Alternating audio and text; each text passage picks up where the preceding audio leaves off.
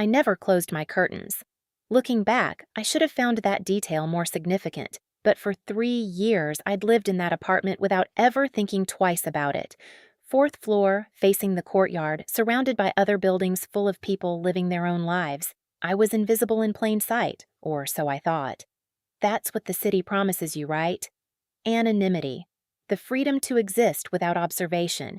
I danced in my living room every single night, headphones on, lost in my own world, believing no one could see me. I was wrong.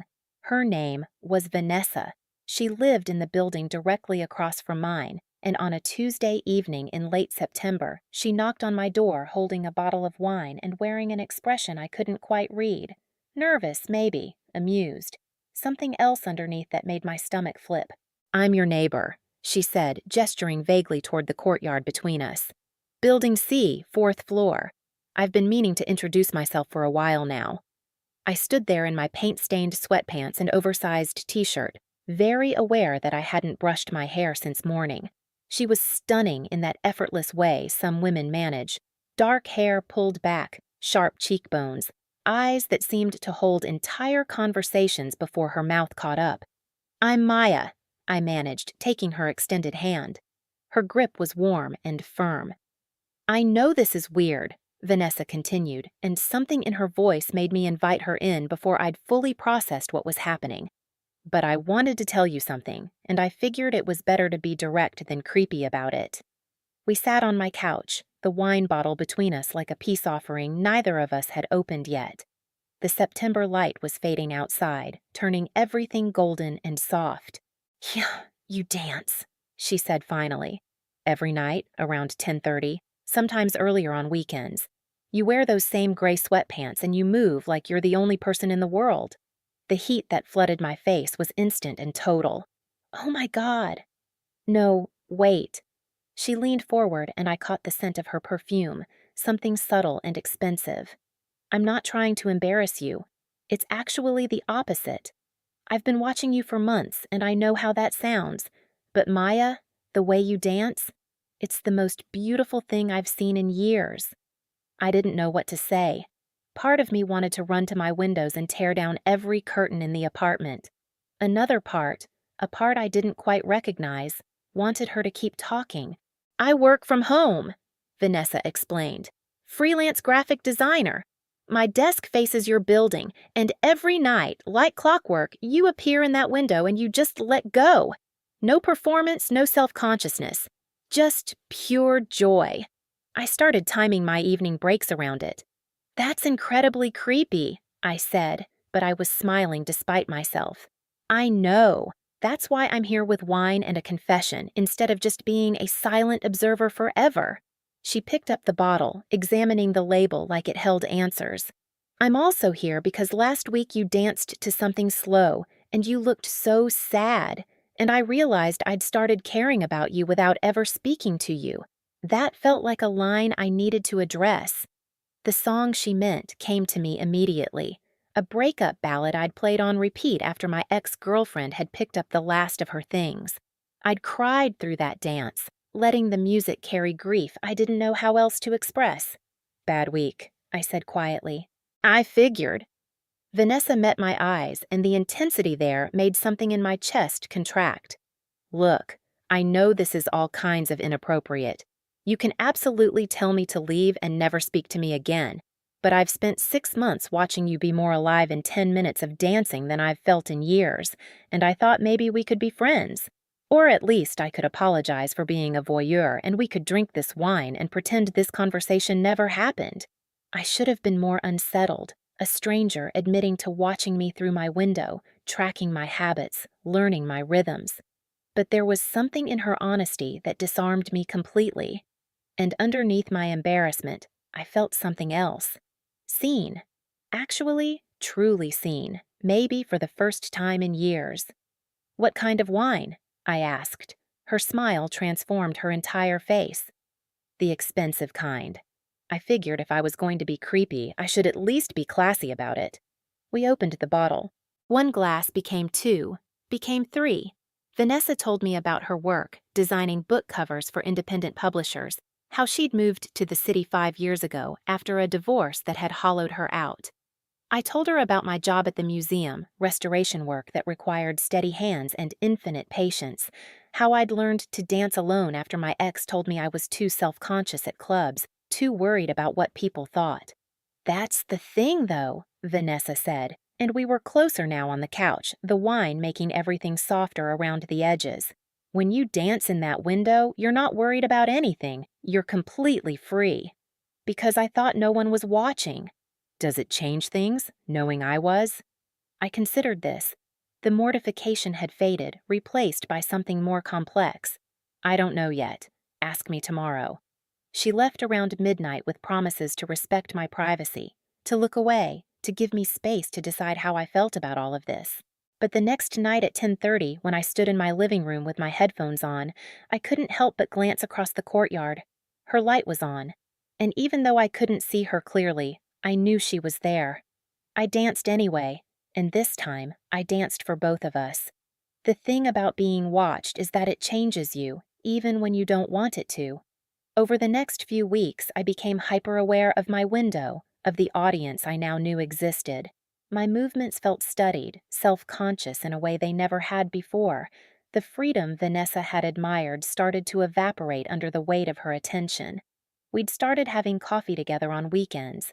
She'd cross the courtyard and knock on my door with lattes from the place on the corner, and we'd talk for hours about everything and nothing. I learned that she bit her lower lip when she was thinking, that she'd grown up in Portland, that she'd known she was gay since she was 14, but had spent a decade trying to force herself into a straight marriage anyway. Sunk cost fallacy, she said with a bitter laugh. I kept thinking if I just tried harder, wanted it enough, I could make myself fit. I understood that more than I wanted to admit. My own history was littered with almosts and not quites, relationships that had felt like wearing someone else's clothes. But I didn't tell her that my dancing had changed, that the joy she'd seen through the window was disappearing now that I knew she was looking. It felt ungrateful somehow, like rejecting a gift she'd tried to give me by being honest. 3 weeks after her confession, I stopped dancing altogether. Vanessa noticed, of course. She knocked on my door on a Thursday evening, earlier than usual, without coffee or wine or any excuse except concern. "You haven't danced in 5 days," she said, and there was something raw in her voice. "Is it because of me? Did I ruin it for you?" I wanted to lie, but her honesty had set a precedent between us. I can't stop thinking about being watched. Every time I try to let go, I just feel observed, studied. It's not your fault, but yes, it's because of you. She looked stricken. Maya, I'm so sorry. I should never have said anything. I should have just kept it to myself and let you have that space. No, I surprised myself with the firmness in my voice. I'm glad you told me. I just need to figure out how to exist in the truth of it. What if I moved my desk? Vanessa offered quickly. What if I promised to never look at your window again? I can work from my bedroom, or I can get blackout curtains, or... What if you danced with me instead? The words came out before I'd fully formed the thought, but once spoken, they felt right. Vanessa stared at me, lips parted in surprise. You want me to dance with you?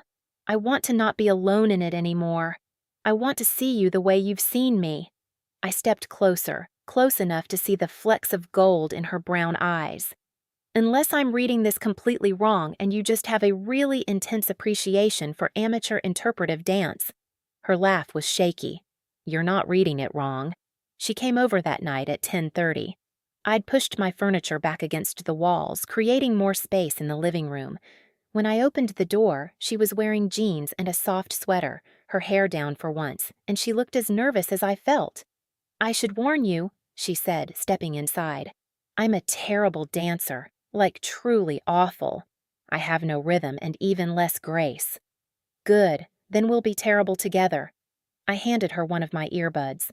We stood there in my living room, sharing my headphones like teenagers, close enough that I could feel the heat of her body. I selected a song at random, something with a slow build, and pressed play. For the first minute, we were both stiff and awkward, hyper-aware of each other and the strangeness of the situation. But then the music swelled, and Vanessa closed her eyes, and I watched her try to let go the same way I did every night. She was right. She wasn't technically skilled, but there was something captivating about her unself-consciousness, the way she moved like she was testing the boundaries of her own body.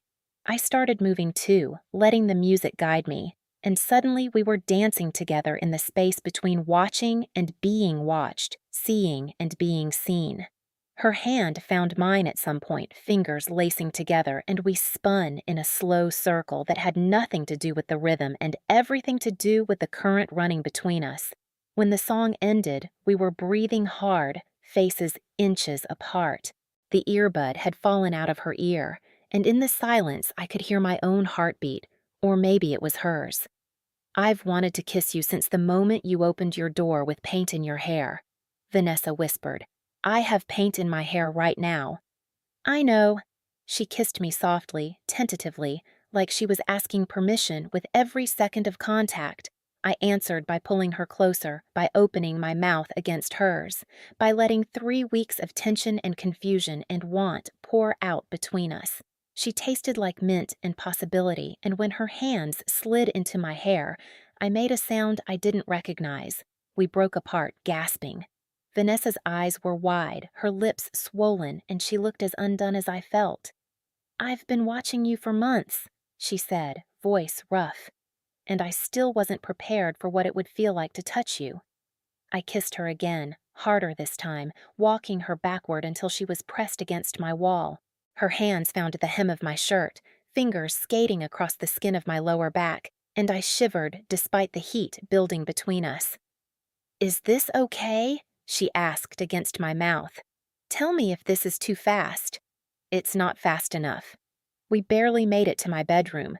Clothes disappeared in a trail between the living room and my bed, and then we were tangled together in sheets that smelled like lavender detergent, learning the geography of each other's bodies with hands and mouths and breathless sounds.